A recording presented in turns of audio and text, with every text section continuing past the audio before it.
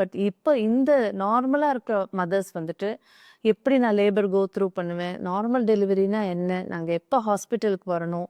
எனக்கு சிசேரியனுக்கும் ஆக வாய்ப்பு இருக்கா? நார்மல் தான் கன்ஃபார்ம்டா ஆகுமா? இந்த மாரி குழப்பமான ஒரு சிச்சுவேஷன்ல இருக்காங்க. நான் நெறைய பேர ரீசென்ட்டா பார்த்தேன். நான் என்ன சொல்ல வரேன்னா, நார்மலோ, சிசேரியனோ on the day of delivery let the obstetrician decide. ஏதாவது ஒரு எமர்ஜென்சி நீங்க ஃபுல்லாவே அன்காம்ப்ளிகேட்டட் பிரெக்னன்சி தான். பட் கடைசி நிமிஷம் பேபி மோஷன் போயிடுச்சு. பனிக்குடம் உடைஞ்சா ஃபுல்லா மோஷன் போன வாட்டர் வருது அப்படின்னா, ரொம்ப ஏர்லியரா 2 to 3 சென்டிமீட்டர்லயே மோஷன் போயிருக்கு அப்படின்னா, கண்டிப்பா சிசேரியன் பண்ணுவாங்க. ஒரு 8 to 9 சென்டிமீட்டர்ல மோஷன் போயிருக்கு. ஆனா ஹார்ட் பீட் நல்லா தான் இருக்குன்னா, கொஞ்சம் அவசரமா டெலிவரி பண்ணுவாங்க.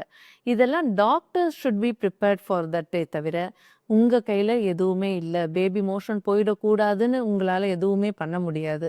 ஸோ நீங்க உங்க மைண்ட காமா வச்சுக்கோங்க. அதே மாரி கொடி சுத்துறது அம்மாங்க கையில இல்ல. தானா சுத்துற ஒரு விஷயம். அதனால ஃபீட்டல் டிஸ்ட்ரெஸ் எல்லா கொடி சுத்தின குழந்தைங்களுமே நார்மல் சிசேரியன் தான்னு சொல்ல முடியாது. சில பேருக்கு ஹார்ட் பீட் கடைசி நிமிஷம் வரைக்கும் நார்மலா இருக்கும். ஸோ கொடி சுத்தின குழந்தைங்களும் நார்மல் டெலிவரி ஆயிருக்காங்க.